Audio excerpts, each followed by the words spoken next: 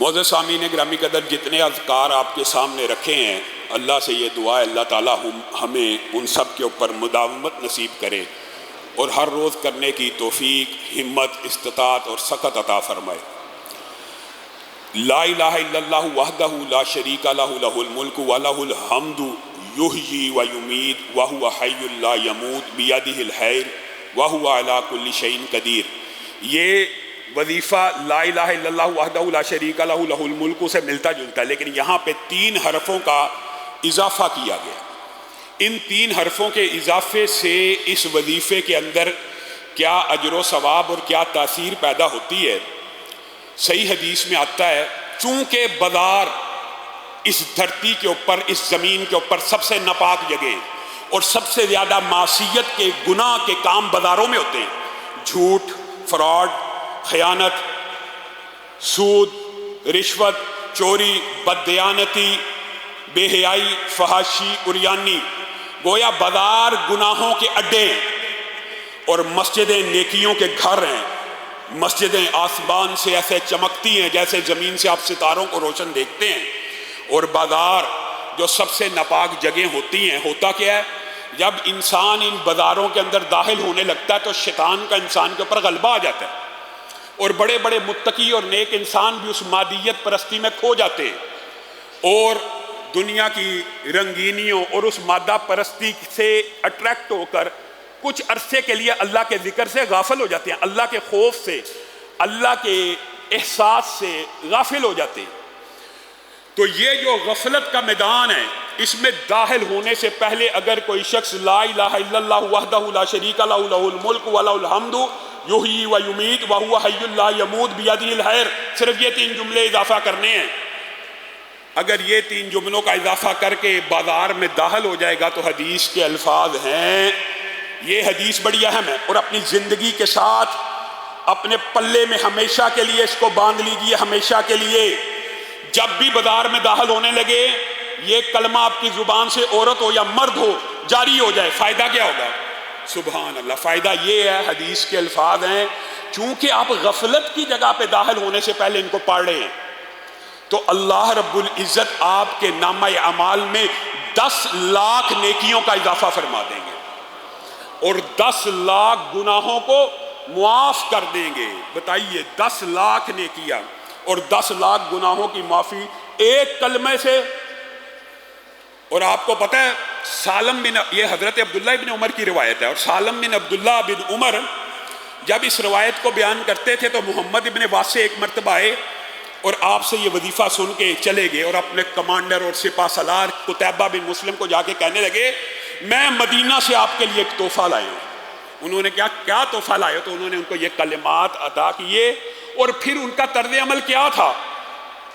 جو پکے مومن ہوتے ہیں نا، پکے مومن، وہ بازاروں کے اندر ان کا دل نہیں لگتا اور وہ بازاروں پہ نہیں جاتے، وہ اپنے گھروں میں قرار پکڑتے ہیں تاکہ دنیا کی رنگینیوں کے اندر محو نہ ہو سکے۔ یہ مادیت پرستی کا جو دور ہے، کبھی اس کا آپ نے نظارہ کرنا ہو تو چلے جائیے ہائپر سٹار کے اوپر، جتنے یہ بڑے بڑے سٹور ہیں، کچھ لمحات کے لیے آپ کے عقل کے اوپر ایسا مادیت پرستی کا غلبہ آ جائے گا، آپ ان آسائشوں کے پیچھے دوڑنے کی خواہش مند ہوں گے۔ یہ محمد ابن واسع جیسے لوگ قتیبہ بن مسلم کو جب یہ بات بیان کر دی تو پھر یہ کیا کیا کرتے تھے؟ یہ دونوں دوست تھے، چاہے ایک سپہ سالار ہے، ایک لشکری ہے، یہ بازاروں کے باہر جاتے تھے اور بازار میں اس وظیفے کو پڑھنے کی نیت سے صرف داخل ہوتے تھے، وظیفہ کر کے داخل ہو کے واپس چلے آتے تھے کہ 10 لاکھ نیکیاں ہمارے مقدر میں آ جائیں۔ آج کے بعد اس وظیفے کو اپنے پلے سے باندھ لیجیے۔ اور پھر ایک اور وظیفہ جس کو گھر سے نکلتے ہوئے کرنا ہے، بسم اللہ توکلت علی اللہ لا حول ولا قوت الا باللہ۔ یہ بھی صحیح حدیث کے الفاظ ہیں کہ جس نے صرف گھر سے نکلتے وقت یہ وظیفہ پڑھا، وہ اللہ کی حفاظت میں آ گیا، اس کو ہر چیز سے کفایت مل گئی۔ یہ وظیفہ اکیلا اس کے لیے کافی ہو گیا، اس کو ہدایت مل گئی۔ حتیٰ کہ شیطان جب انسان گھر سے نکلتا ہے، جس وقت انسان اپنے گھر سے نکلتا ہے، شیطان اس کو بہکانے کے لیے، اس کے کان میں جملے کہنے کے لیے، مختلف احادیث کے الفاظ ہیں، وقت تھوڑا ہے، کوئی کہتا ہے گانا گنگنا، کوئی کہتا ہے فلاں جگہ چل، فلاں جگہ چل، گناہ کے ارادے بناتے ہیں۔ تو جب شیطان اس کی طرف بڑھتا ہے تو دوسرا شیطان کہتا ہے تو اس کے اوپر آج غالب نہیں آ سکے گا، تو کیسے غالب آئے گا؟ اس نے ایک ایسا کلمہ پڑھ لیا ہے کہ اس کو شیاطین کے شر سے محفوظ کر دیا گیا ہے، اس کو ہدایت دے دی گئی ہے، اور یہ اکیلا وظیفہ اس کے لیے کافی ہو گیا ہے، اس کو اپنی زندگی میں شامل کیجیے۔ اور بعض ساتھیوں نے جو سوال پوچھے حفاظت کے اعتبار سے، بعض وظیفے ہیں وہ بھی آپ کو یاد کرنے چاہیے۔ یہ باب بڑا لمبا چوڑا تھا اور خواہش تھی اس کو مکمل کیا جاتا، لیکن شاید بقید عزیز یہ ساتھ نہ آ سکے۔ تم داستان شوق سنو اور سنائیں ہم، وجہ یہ ہے پچھلے رمضان میں بہت سے چہرے تھے جو بیٹھے تھے، آج رمضان میں وہ نہیں ہے۔ کسے پتا کہنے والا یا سننے والوں میں سے کوئی باقی رہتا ہے یا نہیں؟ تو جتنی توفیق ہے اللہ کی، اس کے مطابق جو بتلاتے ہیں ان کو پلے باندھ لیجیے۔ اگر کبھی زندگی کے اندر کوئی ایسا موقع آ جائے، اللہ نہ کرے ہمارے ساتھ کسی کے ساتھ موقع آئے کہ چور آ جائے، ڈاکو آ جائے، مال لوٹنے کی غرض سے کبھی آپ کسی مشکل کا شکار ہو، لمبا چوڑا واقعہ صرف آج آپ کو اشارے کرنے ہیں، مفاہیم بتانے ہیں۔ یا مغیث اغثنی، یہ بھی صحابی رسول سے ثابت ہے کہ ڈاکو کے سامنے یا مغیث اغثنی، یا مغیث اغثنی، یہ وہ غوث پاک کی بات نہیں ہے، یہ غوث اعظم جو اللہ ہے حقیقی، یہ اس سے مدد مانگی جا رہی ہے۔ یا مغیث اغثنی، آپ نے یہ کلمہ آپ کے لامحالہ جب آپ خطرے میں مشکل میں پھنسے ہوں تو آپ کے منہ سے اگر یہ کلمہ جاری ہو جائے تو صحابی رسول کا یہ واقعہ حسن درجے کی سند سے ملتا ہے کہ انہوں نے ڈاکو کے موجودگی میں یہ پڑھا تو آسمان سے چوتھے آسمان کے فرشتے نے آ کر اس ڈاکو کو قتل کر دیا تھا۔ تو کبھی ایسا موقع آئے، یہ کتنا آسان وظیفہ، یا مغیث اغثنی۔ اور رسول اللہ صلی اللہ علیہ وسلم سے خود جو وظیفہ اور جناب عبداللہ بن تامر سے جو وظیفہ ثابت ہے وہ کیا ہے؟ اللہم اکفنیہم بما شئت۔ یہ بھی انسان کو جب جان کا خطرہ لاحق ہو اور انسان کو پتہ چلے ایک گروہ، ایک کنبہ، ایک خاندان میری جان کے در پہ آج مجھے مارے بغیر چھوڑے گا نہیں، تو اس کے لیے سب سے مجرب وظیفہ یہ ڈاکو کے لیے یا مغیث اغثنی، جب مال تلف ہونے کا خطرہ ہو یا مغیث اغثنی، اور جب آپ کی جان کو خطرہ ہو، کوئی آپ کی جان کے در پہ ہو تو کیا پڑھنا ہے؟ اللہم اکفنیہم بما شئت، اللہم اکفنیہم بما شئت، اللہم اکفنیہم بما شئت۔ اور یہ وظیفہ رسول اللہ صلی اللہ علیہ وسلم نے بھی پڑھا۔ عبداللہ بن تامر کی حدیث آپ نے سنی ہوئی ہے، انشاءاللہ موقع ملا تو جمعے میں اس کو رکھیں گے آپ کے سامنے، کہ 3 مرتبہ ان کو شہید کرنے کا ارادہ بنا تھا، انہوں نے یہی کہا تھا اللہم اکفنیہم بما شئت، اللہ مجھے ان سے محفوظ کر لے جیسے تو چاہے۔ کشتی ڈوب گئی، پہاڑ کے اوپر زلزلہ آ گیا، وہ بچ کے آگے، حتیٰ کہ حضرت ابو بکر جب سفر ہجرت میں تھے تو رسول اللہ صلی اللہ علیہ وسلم کے ساتھ اچانک بے قرار ہو گئے، آنکھوں میں آنسو آ گئے۔ رسول اللہ نے کیا ہوا؟ کہا وہ سراقہ بالکل پہنچ چکا ہے، ہمیں پکڑ لیا۔ تو رسول اللہ نے تب یہی الفاظ کہے تھے اللہم اکفناہ بما شئت، اللہ ہم دونوں کو اس کے شر سے بچا لے جیسے تو چاہے۔ تو کیا ہوا تھا؟ گھوڑا زمین میں دھنس گیا تھا۔ تو یہ اتنا مجرب وظیفہ یہ رسول اللہ نے دیا ہے، یہ کسی مولوی کا عطا کردہ نہیں ہے۔ جب بھی آپ کو کوئی خطرہ ہو کسی گروپ کی طرف سے، گروہ کی طرف سے، یہ پڑھتے رہنا چاہیے۔ ہاں جب بھی ایسے جو آپ نے سوالات کیے ہیں، ایسا دشمن ہو جو ظاہر ہو آپ اس سے ملتے ہیں، اس سے جان کا خطرہ نہیں ہے، لیکن وہ کینہ پرور ہے، ہر وقت آپ کے خلاف سازشیں کرتا رہتا ہے، آپ کے خلاف گفتگو کرتا رہتا ہے، اور ہر وقت آپ کو ڈی گریڈ اور آپ کو نیچا دکھانے کی کوشش کرتا رہتا ہے، اس کے لیے اللہم انا نجعلک فی نحورہم ونعوذ بک من شرورہم، اللہم انا نجعلک فی نحورہم ونعوذ بک من شرورہم۔ یہ وظیفہ اپنے پلے باندھ لیں۔ تو یہ 3 حفاظت کے وظیفے، ایک ڈاکو کی حفاظت کا، ایک جان کے دشمن سے، اور ایک ایسے کمینے دشمن سے جو ہر وقت آپ کے خلاف سازشیں کرتا رہتا ہے، ہر وقت وہ چاہتا ہے کہ آپ کو پروپیگنڈا کرتا رہے، آپ کو گندا کرے، آپ کے خلاف مختلف باتیں کرے۔ تو آپ نے اس وظیفے کو بھی اپنی زندگی میں شامل کرنا ہے۔ اور چند وظیفے شفا کے حوالے سے کر کے میں آگے بات کو بڑھاؤں گا۔ شفا کے حوالے سے پہلے بھی آپ کو کہا کہ شفا کے لیے بھی رقیہ شریعہ جائز ہے، کسی عالم کے پاس جا کے دم کروانا، رقیہ شریعہ کروانا جائز ہے، لیکن میں اور آپ یہ پریکٹس اپنے گھروں میں کیوں نہیں کرتے کہ جو رسول اللہ نے شفا کی دعائیں بتائی ہیں خود پڑھ لیں؟ جس بندے کو سکن کا کوئی مسئلہ ہے، سکن ڈیزیز ہے، سکن کینسر ہے، سکن کے اوپر جلدی امراض ہیں، اس کے لیے نہایت مجرب وظیفہ ہے بسم اللہ تربت ارضنا بریقۃ بازنا۔ مٹی کو پکڑنا ہے یا زمین کے اوپر ہاتھ جہاں پہ پاک صاف مٹی ہو، یا مٹی کو پہلے پاک صاف کو رکھیں، اور اس مٹی کے اندر اپنے لعاب کو ملانا ہے. یہ وظیفہ پڑھتے ہیں بسم اللہ تربت ارضنا بریقۃ بادنا یشفی بہا سقیمنا باذن ربنا. یہ جو لعاب اور میں مٹی کو ملا رہا ہوں، یہ کسی کے لعاب اور مٹی میں جو اللہ نے شفا رکھی ہے کس کے حکم سے رکھی ہے؟ اللہ کے حکم سے. پھر وہ اس کا لیپ جہاں پہ آپ کی سکن ڈیزیز ہے، پھوڑا ہے، مختلف چیزیں ہیں، اگر آپ اس کے اوپر لیپ لگا دیں گے تو اللہ کے فضل و کرم سے یہ وظیفہ جس پتہ نہیں بڑی ایک کوئی مشکل بیماری ہے، چنبل شاید اسے کہتے ہیں، یا ڈاکٹروں کے ہاں لا علاج ہے، جب اس کے مریضوں نے بھی اس مٹی کا لیپ اس کے ساتھ کیا، اللہ کے فضل و کرم سے ان کو شفا مل گئی. شفا کس نے دینی ہے؟ اللہ نے. لیکن یہ رسول اللہ صلی اللہ علیہ وسلم کا بھی طریقہ تھا اپنے لعاب دہن کو مٹی میں بسم اللہ، اور ان کا جو طریقہ تھا وہ محدث اور ہمارے اساتذہ جب حدیث پڑھتے ہیں وہ باقاعدہ بتایا کرتے تھے. آپ کو آپ کے لیے آسان کرنے کے لیے آپ پہلے سے بھی مٹی پاس رکھ سکتے ہیں اور اس کے اندر اپنا لعاب دہن ملا کے اور اس وظیفے کو پڑھ کے اس کے بعد مریض کے اوپر اگر لیپ کریں گے تو اللہ کے فضل سے، اللہ ہی کے فضل سے وہ ساری کی ساری جتنی خارش کی بیماریاں وہ ساری دور ہو جائے گی.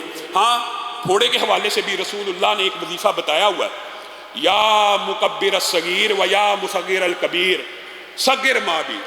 اور رسول اللہ سے یہ روایت میں باضابطہ طور پہ باچ کا لفظ بھی ملتا ہے. ایک بوٹی ہے کہ وہ پھوڑے کے اوپر رکھی جائے اور یہ وظیفہ پڑھا جائے تو پھوڑا سارے کا سارا بجھ جاتا ہے اور ختم ہو جاتا ہے. تو یہ شفا کے جتنے بھی وظیفے ہیں یہ بھی آپ کو یاد ہونے چاہیے. آپ علماء کے پاس جاتے ہیں یا میرے پاس مثلاً کوئی بندہ دم کرانے آتا ہے، میں نے کیا پڑھنا ہے؟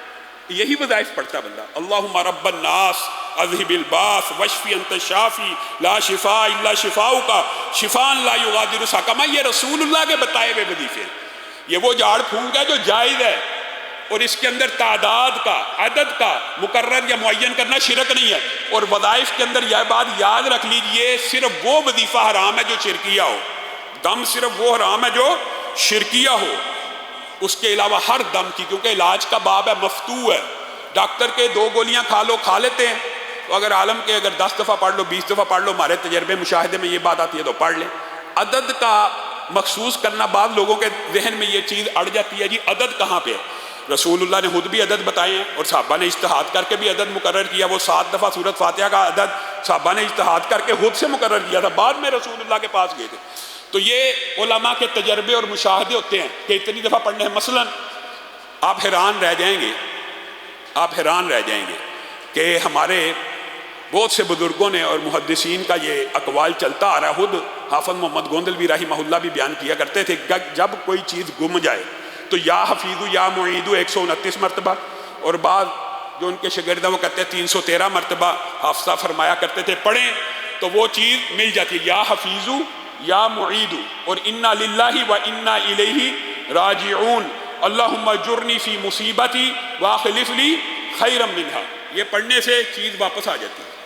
ابھی ہمارے مرکز میں آپ کے شاید علم نہیں، پرسوں موٹر سائیکل چوری ہوگی، موٹر سائیکل نقاب پوش لوگوں نے، تو یہ الحمدللہ وظیفہ پڑھا، وہ موٹر سائیکل خود چھوڑ گئے اللہ کے فضل و کرم سے. وہ کیمروں کی وجہ سے نقاب کے باوجود پہچانے گئے. لیکن میں ویسے آپ کو جنرل بات بتا رہا ہوں کہ یہ جو وظائف ہیں ان کے اندر اللہ کے ناموں کا وسیلہ دیا یا حفیظ یا معید. اور ایک بات ضمنی طور پہ آئی ہے، اگر کسی کی بینائی چلی جائے یا کوئی عضو تلف ہو جائے تو اس کے لیے بھی یا حفیظ یا معید کے ساتھ انہ علی رجعہ لقادر، انہ علی رجعہ لقادر. اللہ تعالیٰ ہر چیز لٹانے پہ قادر ہے.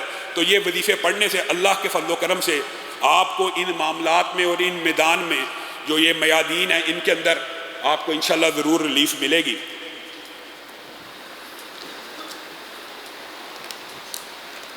آپ نے ان وظائف کو اپنی زندگی کا حصہ بنانا.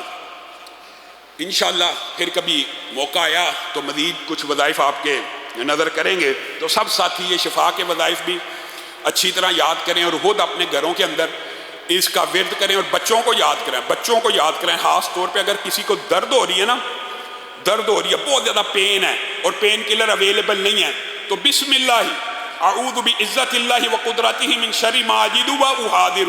کتنی دفعہ پڑھنا ہے؟ 7 دفعہ. 7 دفعہ بسم اللہ 7 پڑھنی ہے. اعوذ بعزت اللہ وقدرتہ من شر ما اجد واحاذر. یہ رسول اللہ کے بتائے ہوئے وظیفے ہیں. اور ایک وظیفہ جو رسول اللہ صلی اللہ علیہ وسلم نے بیان کیا ہے اس کو بیان کر کے میں آگے چلتا ہوں. وہ یہ ہے کہ جب آپ کسی مریض کو کسی مشکل میں دیکھیں، کینسر کے مریض کی عیادت کرنے گئے ہیں، کسی مہلک مریض کی عیادت کرنے گئے ہیں، لیور کا بیمار ہے، یا کسی بھی پیشنٹ ہے، کوئی ایسا پیشنٹ ہے جس بیماری میں آپ شکار نہیں ہونا چاہتے اور آپ مبتلا نہیں ہونا چاہتے، تو رسول اللہ نے اس کا کیا علاج بتایا؟ الحمدللہ الذی عافانی مما ابتلاک بہ وفضلنی علی کثیر ممن خلق تفضیلا۔ جو بندہ کسی بیمار کو دیکھ کے یہ دعا پڑھ لیتا ہے، اللہ رب العزت زندگی بھر میں اس کو کبھی وہ بیماری نہیں لگاتا۔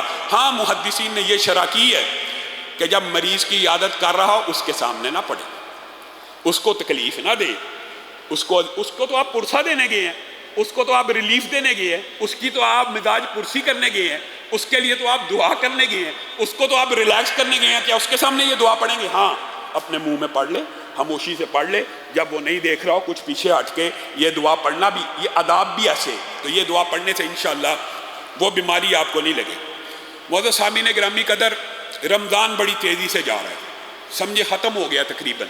اللہ رب العزت ہم سب کو لیلۃ القدر ہمارے نصیب میں کرے۔ یہ بڑی عظمت کی رات ہے، جبریل امین جیسا مقرب فرشتہ زمین پہ موجود ہوتا ہے اور آپ کے ہمراہ ہوتا ہے۔ اللہ تعالیٰ ہم سب کو ان کی رفاقت نصیب کرے۔ اتنا عظیم فرشتہ جو نبیوں کا رفیق تھا، امتیوں کے لیے بھی اتر آتا ہے ایک دن اور ان کی رفاقت میں ساری رات بسر کرتا ہے۔ اللہ تعالیٰ ہمیں ان کی رفاقت نصیب کرے۔ لیکن میرے بھائیوں، یہ جو اعمال ہم نے رمضان میں سیکھے ہیں، جتنے بھی اعمال ہیں، آج 5-6 باتیں صرف اشارے کروں گا، آپ نے سمجھنا تیزی سے۔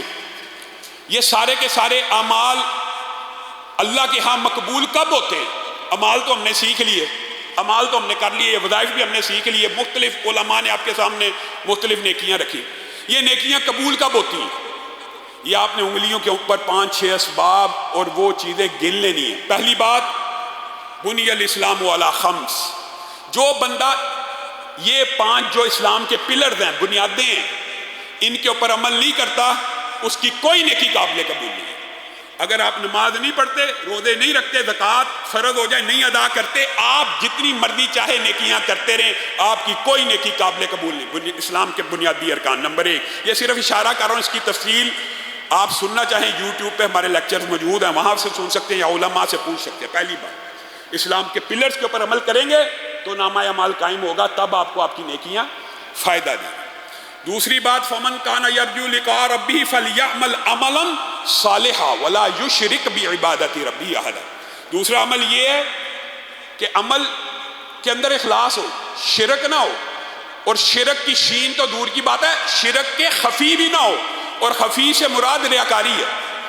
ریاکاری میں انسان غیر اللہ کی عبادت کر رہا ہوتا ہے، بتائیے؟ نہیں، عبادت اللہ کی ہو رہی ہے، دکھلا غیروں کو رہا ہوتا ہے۔ عبادت کیا لوگوں کی کر رہا ہوتا ہے؟ نماز اللہ کے لیے پڑھ رہا ہوتا ہے، صرف اس میں خشوع و خضوع پیدا کرتا ہے، کس کے لیے؟ بندوں کے لیے۔ گویا عبادت تو اللہ کی ہو رہی ہے، صرف لوگوں کو دکھانے سے، ریاکاری سے۔ اگر ریاکاری سے، یہ آپ نے سمجھنا نقطہ، آگے بڑھیں گے، زیادہ باتیں کرنی ہیں، یہ اگر ریاکاری سے عمل تباہ و برباد ہو جاتے ہیں تو شرک سے نہیں ہوں گے، جو عبادت ہی غیر اللہ کی ہے، اس سے تو اعمال کا جنازہ اور بیڑا غرق آپ خود ہی اندازہ لگا لیجئے۔ اگر ریاکاری سے اعمال کا جنازہ نکل جاتا ہے تو دوسری بات، اپنے اعمال میں اخلاص پیدا کیجئے، شرک سے پاک ہوں اور ریاکاری سے پاک ہوں، ورنہ وہ حدیث سب کو پتہ ہے، جس طرح امت محمدیہ کے اوپر اللہ کا یہ احسان ہے کہ پہلا، سب سے پہلے کس امت نے جنت میں جانا ہے؟ امت محمدیہ نے۔ تو ایک عتاب بھی ہے، ایک عقاب بھی ہے، ایک وعید بھی ہے، ایک خطرہ بھی ہے، جہنم کا افتتاح بھی اس امت کے ان 3 مشہور افراد سے ہوگا، جو ایک بہت بڑا عالم و قاری ہوگا، ایک سخی اور جواد ہوگا، پتہ ہے نا، یہ حدیث سب کو پتہ ہے نا، اور ان کو سب سے پہلے ایک مجاہد فی سبیل اللہ ہوگا۔ کیا کہا جائے گا؟ تم لوگوں کے لیے کرتے تھے، جہنم میں چلے جاؤ۔ سب نے حدیث سنی ہوئی ہے، بس ذہن میں رکھنا ہے کہ اعمال کی قبولیت کے لیے دوسری اہم شرط یہ ہے ریاکاری سے پاک ہو، شرک سے پاک ہو۔ تیسری جو اہم شرط ہے وہ یہ ہے عمل صالح ہو، عمل صالح ہو۔ اور عمل صالح کون سا ہوتا ہے؟ جو عمل، بتائیے، جو عمل رسول اللہ صلی اللہ علیہ وسلم نے کیا ہو، بس عمل صالح صرف وہ ہے جو رسول اللہ نے کیا۔ اور جو بندہ اپنی طرف سے گھڑ کے جتنا مرضی نیکی کا عمل کر لے، هل اتاك حدیث الغاشیہ وجوہ یومئذ خاشیہ عاملۃ ناصبہ تصلی نارا حامیہ۔ عاملۃ ناصبہ، ایسی پیشانیاں جن کے ماتھوں کے اوپر سجدوں کے نشان، گہرے محراب عاملۃ ناصبہ تصلی نارا حامیہ، سارے کے سارے جہنم میں ڈال دیے جائیں گے۔ کیوں؟ سب سے بڑی وجہ یہ ہوگی فمن کان یرجو لقاء ربہ فلیعمل عملا صالحا، عملا صالحا، اور عمل صالح صرف زمین کی پشت کے اوپر وہ ہے جو رسول اللہ کر کے دے گئے، بتلا کے دے گئے، ان کے سامنے ہو گیا، اس کے علاوہ کسی مولوی کا بنایا ہوا، کسی عالم کا بنایا ہوا، کسی مفتی کا بنایا ہوا، کسی علامہ کا بنایا ہوا عمل صالح نہیں ہے جو بندہ عبادت کی نیت سے گڑے۔ اب آپ نے غور کرنا، معاشرے میں تان و تشنیع نہیں کرنی، اصلاح کے لیے بیٹھے ہوئے ہیں، لوگوں کو متنفر کرنے کے لیے نہیں بیٹھے۔ کل کرنے میں کوئی حرج نہیں، چلیسوے میں کوئی حرج نہیں، چہلم میں کوئی حرج نہیں، فلاں بدعت میں کوئی حرج نہیں، بدعت اچھی بھی ہوتی ہے، رسول اللہ کہتے ہیں بدعت بری ہوتی ہے، یہ کہتے ہیں بدعتیں بھی اچھی ہوتی ہے۔ عمل صالح ہوگا تو قابل قبول ہوگا۔ یہ تین باتیں ذہن میں آ گئی کہ اسلام کی بنیادی شرک اور ریاکاری سے پاک، عمل سنت نبوی کے مطابق، آگے بڑھیے۔ اس کے علاوہ بھی باتیں، یہ باتیں تو ہمیں یاد رہتی ہیں، لیکن جو باتیں حقوق العباد سے متعلق ہیں وہ ہمیں نہیں یاد رہتی۔ حقوق العباد بھی بڑا اہم چیپٹر ہے میرے بھائیوں۔ رسولوں کو بھی اللہ رب العزت نے حکم دیا ہے، یا ایھا الرسل کلوا من الطیبات واعملوا صالحا۔ یہ اگر رسولوں کے لیے حکم ہے کہ اللہ کے رسولوں کو اللہ کہہ رہا ہے، رسولو کلوا من الطیبات واعملوا صالحا، پہلے حلال کھاؤ پھر نیک عمل کرو، پہلے حلال کھاؤ پھر نیک عمل کرو، پہلے حلال کھاؤ پھر نیک عمل کرو۔ یا ایھا الناس کلوا مما فی الارض حلالا طیبا، رسولوں کو ہی حکم نہیں ہے، لوگوں کو بھی ہے کہ زمین کے اوپر اگر رہنا ہے تو حلال کھاؤ۔ میرے بھائیو، اللہ کی قسم، آپ کا دل توڑنا مقصود نہیں ہے، مطلوب نہیں ہے، لیکن اعمال کی قبولیت کی قرآن و سنت میں یہ شرط موجود ہے۔ عمل تب قابل قبول ہوگا جب آپ حلال کماتے ہوں گے۔ اگر حرام کماتے ہوں گے، حرام سے جسم نے پرورش پائی، حرام سے گوشت پوشت چڑھا، حرام سے ہڈیاں بنی، جتنا جی چاہے نیک عمل کرتے رہے، قابل قبول نہیں ہے۔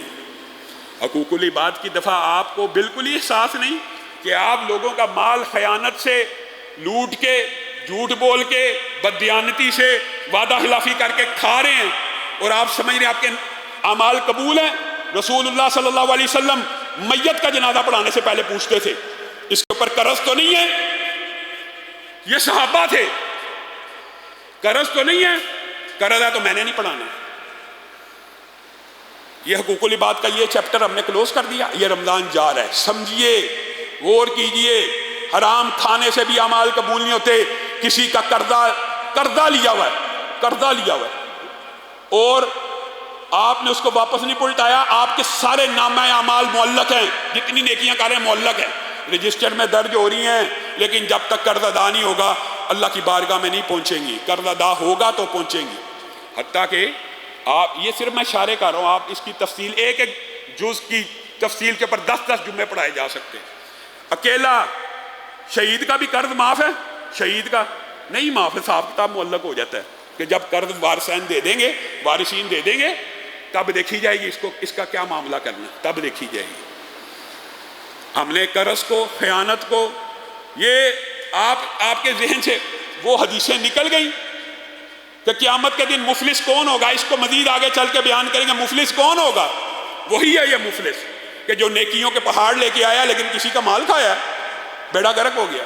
بیڑا غرق، حرام کھانے والے کا بیڑا غرق ہو جاتا ہے۔ سارے اعمال لوگوں میں تقسیم ہوتے ہیں، بڑا حاجی نمازی بن کے حرام ساتھ کھا رہا ہے اور نیک عمل کر رہا ہے، بے وقوف ہے، لوگوں کے لیے کر رہا ہے، جن کا کھایا ان کو مل جانا ہے۔ یہ اعمال، روزے تو رکھ رہا ہے، مشقت تو کاٹ رہا ہے، حج تو کر رہا ہے، مل کس کو جانے؟ جن کا کھایا ان کو مل جانے ہے۔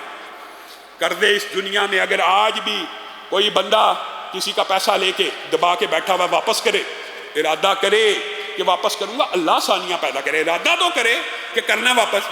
لوگ قرض اس نیت سے لیتے ہیں کہ واپس کرنا ہی نہیں۔ اور پھر میرے بھائیوں، ایک اور اہم باب ہے، خدا کی قسم بڑا طویل ہے، اور مائیں بہنیں بیٹیاں گزارش کرتی ہیں اس کو بیان کریں۔ اسی حوالے سے، اسی کی ضمن میں حقوق العباد میں بددیانتی اور خیانتیں کرنے والے، خیانت ایک آنکڑا ہے، حتیٰ کہ کل قیامت کے دن بعد لوگ سمجھیں گے اب ہم جنت میں بس داخل ہی ہونے والے ہیں، تو پل صراط کے اوپر سب سے سخت آنکڑا خیانت کا ہوگا، جو اس وقت اس کو پکڑ کے جہنم میں پھینک دے گا۔ اور بندہ سمجھ رہا ہوگا اب تو میں ہر چیز سے بچ گیا ہوں، اب تو یہ بس پل صراط ہی رہ گیا، اب تو میں سیدھا جنت میں جا رہا ہوں، خیانت کی ہوگی پکڑا جائے گا۔ یار ایک چادر کی وجہ سے جہنم میں لوگ چلے گئے، ایک چادر کی وجہ سے، تو آپ بہنوں بیٹیوں کا حصہ نہیں دیتے؟ ظالم ہیں وہ لوگ جو اپنی بہنوں کا بیٹیوں کا حصہ نہیں دیتے، ظالم ہیں، اور وہ سمجھتے ہیں کہ وہ حاجی نمازی بن کے بہنوں نے جی منہ زبانی معاف کر دیا، اور تو اس کے ہاتھ میں پیسے پکڑا کے دیکھ تو صحیح اس نے معاف کیا کہ نہیں، میں پھر دیکھتا ہوں معاف کرتی ہے کہ نہیں۔ زبردستی کی معافی بھی معافی سمجھی ہوئی ہے۔ اللہ کی قسم ایسے ایسے واقعات آتے ہیں بیٹیوں کے ہاں بھائی ہے، والد تکلیف میں ہیں، میں ان کے لیے بڑی مغفرت کی دعا کرتی ہوں، لیکن اصل میں علامہ صاحب حصہ نہیں تھے دے کے گئے، حصہ نہیں تھے دے کے۔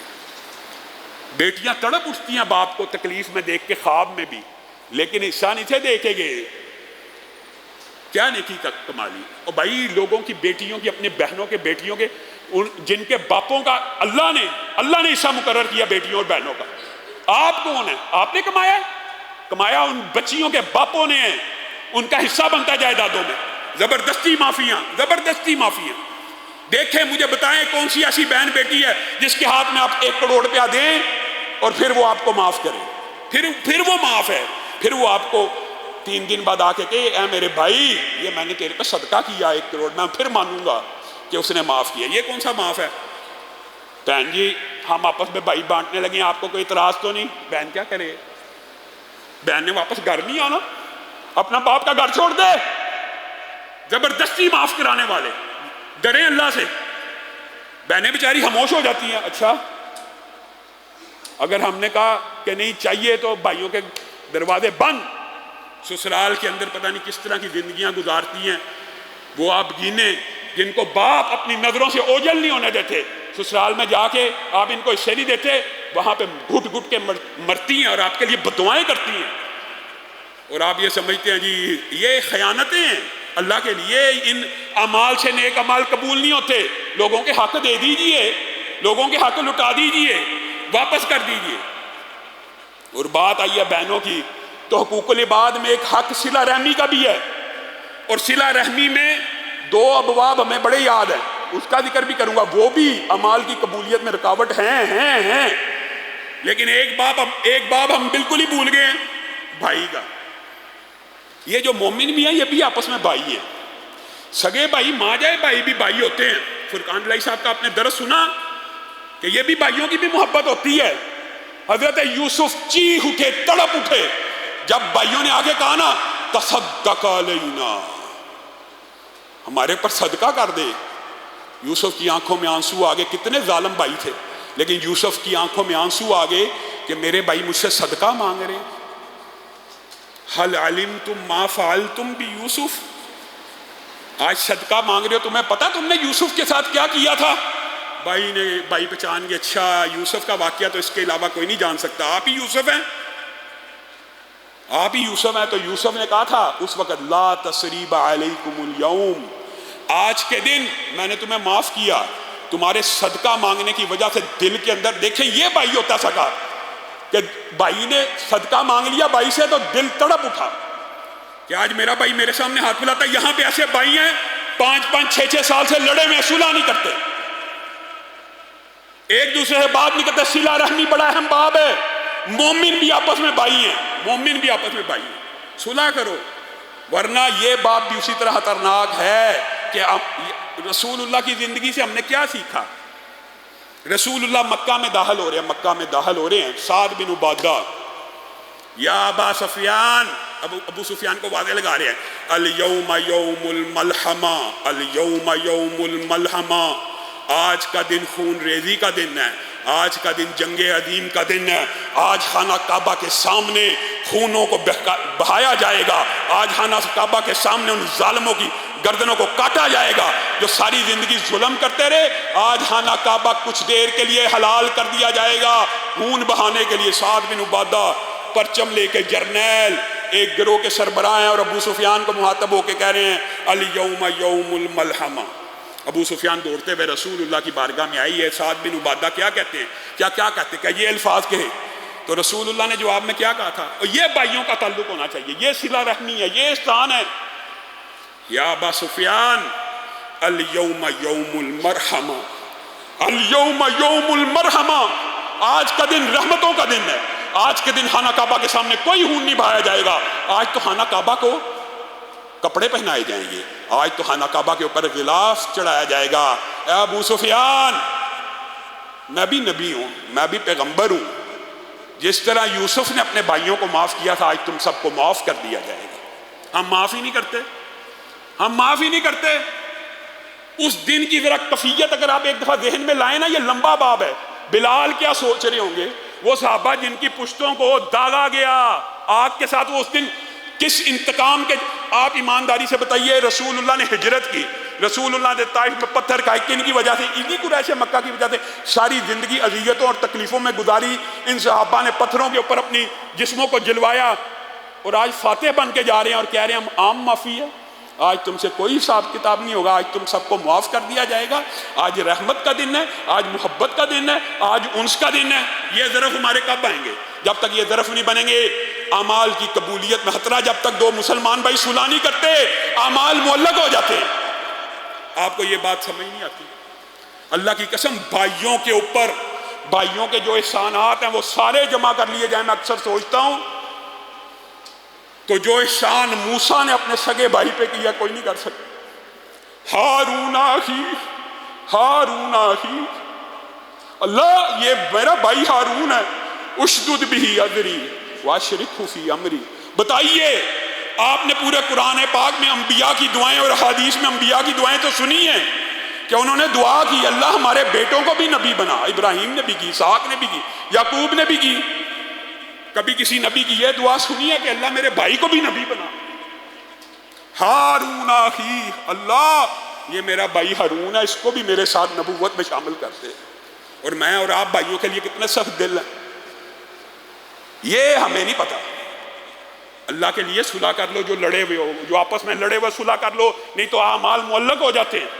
اعمال قبول کروانا چاہتے ہیں کہ نہیں؟ تو ان چیزوں کے اوپر عمل کیجئے۔ اگلے جو دو رشتے میں آپ کے سامنے رکھنے لگا ہوں، اس کے بارے میں بہرحال معاشرے میں ابلاغ موجود ہے، لیکن سینسیٹیویٹی کا احساس یہاں پہ بھی نہیں ہے۔ بسم اللہ۔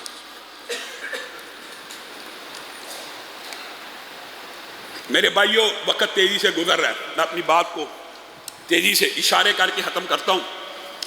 بعین اسی طرح صلہ رحمی میں ایک رشتہ ماں باپ کے ساتھ بچے گا۔ اللہ کی قسم جھوٹ نہیں ہے، مبالغہ نہیں ہے، سب سے بڑے گناہوں میں ماں باپ کی نافرمانی شامل ہے اور اعمال کی قبولیت کے اندر رکاوٹ ہے۔ جو بندہ ماں باپ کا نافرمان ہے، صحیح حدیث کا خلاصہ رکھ رہا ہوں، کل قیامت کے دن اللہ تعالیٰ اس کی طرف نظر رحمت نہیں کرے گا، اللہ تعالیٰ اس کو جنت میں داخل نہیں کرے گا۔ جو ماں باپ کا نافرمان ہے نہیں کرے گا۔ جتنے مرضی تو نیکیوں کے پہاڑ اکٹھے کر لے، تیرے یہ پہاڑ اللہ کے سامنے رائی برابر کی اہمیت نہیں رکھتے اگر تو ماں باپ کا نافرمان ہے۔ اعمال کی قبولیت میں یہ رکاوٹیں ہیں، ان کو بھی تو دور کریں۔ عمل اس وقت قابل قبول ہوگا جب بچہ اپنے ماں باپ کا فرما بردار ہوگا۔ بچہ ماں باپ کا فرما بردار ہوگا تو عمل قابل قبول ہوگا، ورنہ اعمال قابل قبول نہیں۔ اور اس حوالے سے بھی لیکچرز یوٹیوب پہ علماء کے اور والدین کے حقوق کے اوپر موجود ہیں۔ آپ کے سامنے خلاصہ رکھا ہے کہ اعمال کی قبولیت، رسول اللہ صلی اللہ علیہ وسلم نے کہا جو بندہ ماں باپ کا نافرمان ہے، نہ اس کی نفلی عبادت قبول ہے نہ اس کی فردی عبادت قبول ہے۔ بتائیے پیچھے کیا رہے گا؟ بعین اسی طرح عورتوں کے لیے، بیویوں کے لیے جو حکم بیٹی اور بیٹے کے لیے ماں باپ کا ہے، بیویوں کے لیے بعین وہی حکم خاوند کا ہے۔ اگر خاوند کی نافرمان ہے، اطاعت گزار نہیں ہے، خاوند کی نافرمان ہے، ان کے اعمال کو بھی معلق کر دیا جائے گا، قابل قبول نہیں ہے جب تک خاوند کی اطاعت میں نہیں آتی۔ اور اگر آ گئی تو اتنی آسانی ہے، رسول اللہ نے کہا جو عورت 5 نمازیں پڑھتی ہے، روزے رکھتی ہے اور شرط کیا لگائی؟ خاوند کی اطاعت کرتی ہو، جنت کے 8 دروازوں سے اس کو پکارا جائے گا۔ اور آخری جو سبب ہے اعمال کو ضائع کرنے والا، یہ 5 آپ کے سامنے رکھ دی ہیں، بلکہ 6 بنتے ہیں محدثین کی اگر اصطلاح میں دیکھا جائے تو۔ یہ 7واں عمل بھی جو اعمال کا بیڑا گرک اور جنازہ نکال دیتا ہے، اور اسی کے اوپر اپنی بات کو ختم کریں گے، وہ یہ کیا ہے؟ سبحان اللہ۔ حضرت ثوبان کے سے جب رسول اللہ نے یہ حدیث بیان کی، حضرت ثوبان بے چین ہو گئے اور رسول اللہ سے پوچھنے لگے، اے اللہ کے رسول، یہ آپ نے جن لوگوں کے بارے میں بات بیان کی ہے ہمیں ان کی نشانیاں بھی بتا دی. حدیث کیا ہے؟ رسول اللہ نے حضرت ثوبان کو کہا کل قیامت کے دن بعد لوگ، یہ سارے جتنے آپ کے سامنے بیان کیے نا، یہ وہ لوگ ہیں جو نیکیوں کے پہاڑ لے کے جائیں گے اور عمل قبول نہیں ہوگا. ایک تو وہ ہے جو نیکی کرتا ہی نہیں، اس کا تو ہونا ہی نہیں.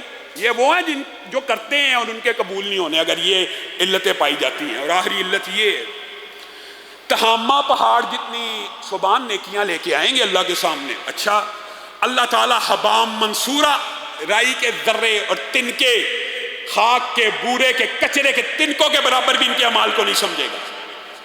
اللہ کے رسول پھر تو ان کی نشانیاں بتلا دیجیے. کون ہوں گے؟ تمہارے ساتھ نمازیں پڑھنے والے ہوں گے، تمہارے ساتھ قیام کرنے والے ہوں گے، تمہارے ساتھ روزے رکھنے والے ہوں گے، تمہارے ساتھ قرآن کی تلاوت کرنے والے ہوں گے.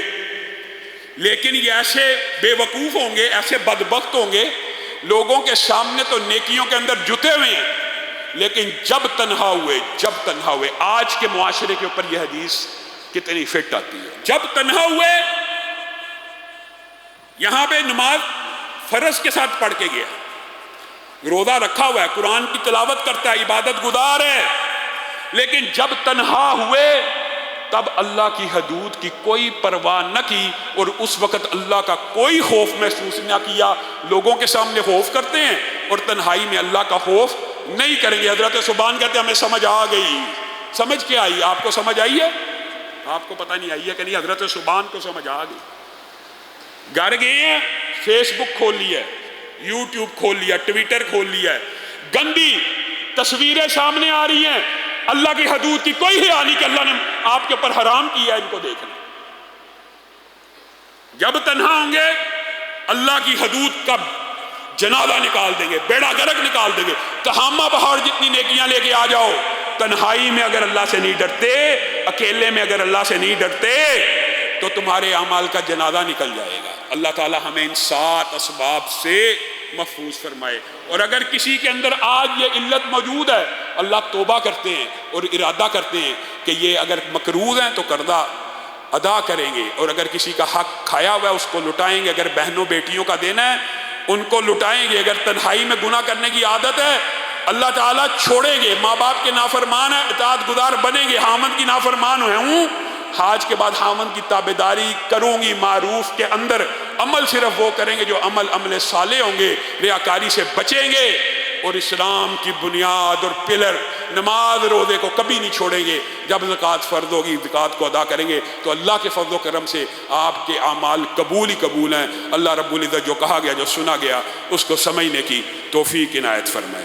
آخر میں ایک سوال ہے، بڑے دن سے کئی ساتھی کر رہے ہیں، وہ سوال جواب کی جو عصر کے بعد نشست ہوتی ہے، وہاں پہ تو ہم نے کئی مرتبہ اس سوال کا جواب دے بھی دیا ہے. بہرحال صدقۃ الفطر یہ کب ادا کرنا ہے؟ میرے بھائیو، صدقۃ الفطر عید کی نماز سے پہلے ادا کرنا. اس کا مطلب یہ نہیں ہے کہ عید والے دن کرنا. حضرت ابو ہریرہ جس غلے کے اوپر ان کو مقرر کیا گیا تھا وہ صدقۃ الفطر کا غلہ تھا. وہ جو ابلیس والی روایت اور آیت الکرسی والی ہے نا، وہ فطر کے غلے کے اوپر تھے.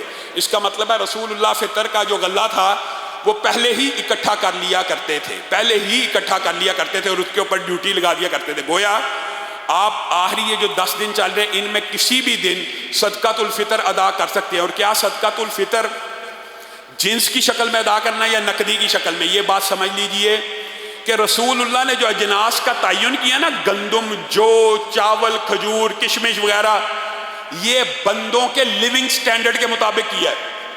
یہ مختلف اجناس اگر آپ نے اور میں نے سب نے گندم کے حساب سے ہی دینا ہے تو رسول اللہ صرف گندم ہی مقرر کر دیتے. نہیں، یہ بات بھی سمجھنے کی ضرورت ہے. جائز ہے، ایک امیر بندہ بھی اس کے لیے جائز ہے کہ وہ کم از کم گندم کے حساب سے فطرانہ دے. اصل نہیں ہے، اصل یہ ہے جو اس کی خوراک ہے. میکڈونلڈ جاتا ہے 2000 کا برگر کھا لیتا ہے، پورے دن میں مٹن بھی کھا لیتا ہے، گوشت بھی کھا لیتا ہے، دال اور چاول کھاتا ہے ٹیسٹ کے لیے. ایک غریب ہوا جو بیچارہ مجبور ہے گندم کھانے پہ، دال کھانے پہ. ایک وہ ہے جو کھاتا دال ہے کبھی یا چاول کے ٹیسٹ اچھا ہو جائے. کیا وہ بھی گندم کے حساب سے فطرانہ دے گا؟ اللہ سے ڈرنا چاہیے. اپنے سٹیٹس کو، بل الانسان علی نفسہ بصیر، ہر بندہ اپنا سٹیٹس جانتا ہے. تو جو غریب افراد ہیں حقیقت میں گندم کا جو فطرانہ ان کے لیے ہے، اور اسی لیے رسول اللہ صلی اللہ علیہ وسلم نے اجناس کو مقرر کیا، مختلف اجناس. تو جو غریب آدمی ہے وہ 300 350 کے حساب سے دے دے فطرانہ فی کس. اور یہ یاد رکھیے فطرانہ ہر مسلمان کے اوپر واجب ہے، فرض ہے. یہ نہیں ہے کہ اس میں رسول اللہ نے عاقل بالغ کی، غلام غیر غلام کی بھی قید نہیں لگائی. ہر مسلمان، ایک دن کا بچہ پیدا ہوا اس کا بھی دینا ہے، آپ کے گھر کے جو پرسنل ملازم ہیں ان کا بھی دینا ہے. ہاں جو اجرتی ملازم ہے فیکٹری وغیرہ کے وہ مستثنا ہے، لیکن گھر کی کام والیاں، گھر کے چوکیدار جو آپ کے پاس رہتے ہیں، آپ کی خدمت کرتے ہیں، ان کی طرف سے فطرانہ ادا کرنا. اور کتنا کرنا ہے؟ غریب آدمی 300 350 دے، نارمل مڈل کلاس آج کل کے حساب سے چاول کے حساب سے 700 تک. اور جو بندہ امیر ہے نا اس کو کم از کم اچھی کھجور یا کشمش کے اعتبار سے 1500 سے لے کے 3000 روپے تک فطرانہ دینا چاہیے. لیکن یہ عجیب بات ہے، کھانے کے وقت ہم لگژری آئٹم کھائیں اور دینے کے وقت ہم حساب گندم کا لگائیں. یہ انسان کو خود ہی سوچ لینا چاہیے. اور بات ضمنی طور پہ آئی ہے تو آپ کے سامنے یہ بھی رکھنا چاہتا ہوں، اللہ کے فضل و کرم سے آپ کے لیے اس مرکز کے اندر پورا ماہ 60 کے قریب ملازمین ہیں، 60 کے قریب، جو دن رات سحری افطاری کا، صفائیوں کا، آپ کے سامنے کبھی پنکھے صاف کر رہے ہیں، کبھی فرش دھو رہے ہیں. 60 افراد ہیں، 60. یہ پورا سسٹم ایسے نہیں چلتا. اور اگر ویسے میں آپ کو بات ضمنی طور پہ آئی ہے تو بتا دیتا ہوں کہ یہ جو 60 افراد ہیں کیا یہ مستحق نہیں ہے؟ یہ سب سے زیادہ مستحق ہے جنہوں نے پورا ماہ آپ کی خدمت کی ہے. مثال دے رہا ہوں آپ سے، اگر 3 لاکھ بھی فطرانہ اکٹھا ہوتا ہے تو فی کا ان کو ایک بندے کو 5000 روپے آنا ہے. تو آپ نے یہ سب سے بہترین مستحق ہیں آپ کے فطرانے کے لیے. اور اس کے ساتھ ساتھ آپ لوگوں کو ویسے بھی پاکستان کے شاید حالات اس قسم کے ہیں کہ آج کل لوگوں کی معیشت خود تنگ ہے تو وہ دین کے اداروں سے اتنا تعاون نہیں کر رہے. لیکن ضمنی طور پہ بات ہے آپ سب کو دین کے ان اداروں کے ساتھ تعاون بڑھ چڑھ کے کرنا چاہیے تاکہ جو مستقبل کے پروجیکٹس ہیں انسان ان کے ٹارگٹس کو اچیو تو کرے. لیکن ٹینشن کی بات نہیں، اللہ کا کام ہے. اگرچہ اس دفعہ ہمارے ٹارگٹس کے سے بہت کم پیسے ہوئے، لیکن یہ اللہ کا کام ہے. جب اللہ تعالیٰ عطا کرے گا تب ہم وہ بنا لیں گے. لیکن آپ ساتھیوں کو بھی تو چاہیے، ایک ایک ساتھی اگر کھلے دل سے انفاق فی سبیل اللہ کرے تو یہ تو کئی لوگ ایسے ہیں جو پوری پوری جگہ خرید کے دے سکتے ہیں. تو آپ اپنا جو صدقۃ الفطر ہے وہ بھی یہاں پہ جو ملازمین ہیں ان کے لیے مختص کریں اور یہاں پہ دیں. اور اپنے دوست احباب سے اس ادارے کے لیے زکوٰۃ، صدقات، عطیات وہ بھی اکٹھے کریں. انشاءاللہ عید الفطر کی نماز یہ 7 والے گراؤنڈ میں صبح 6 بجے ادا کی جائے گی. آپ احباب کی جو گزارش تھی، ریکویسٹ تھی کہ کم از کم 6 بجے کا ٹائم ہو، تو اللہ کے فضل و کرم سے نماز عید کو اگر بارش ہوگی تو مسجد میں پڑھیں گے، اگر بارش نہ ہوئی تو سنت کے عین مطابق کھلے میدان میں خواتین کا انتظام بھی ہوگا، مردوں کا بھی ہوگا. آپ نے اپنی جائے نماز، قلین بچھے ہوتے ہیں لیکن ظاہر ہے وہ شادی بیاہ کے آپ کو پتہ ہے قلینوں کے اوپر لوگ جوتیوں سمیت بھی چلتے ہیں، اگرچہ وہ ہمیں کہتے ہیں ہم دھو کے بچھا رہے ہیں، لیکن آپ احباب عورتیں اور مرد اپنی چادریں یا مصلح ہمراہ لے کے آئیں. سبحان ربک رب العزت عما یصفون وسلام علی المرسلین والحمد للہ رب العالمین.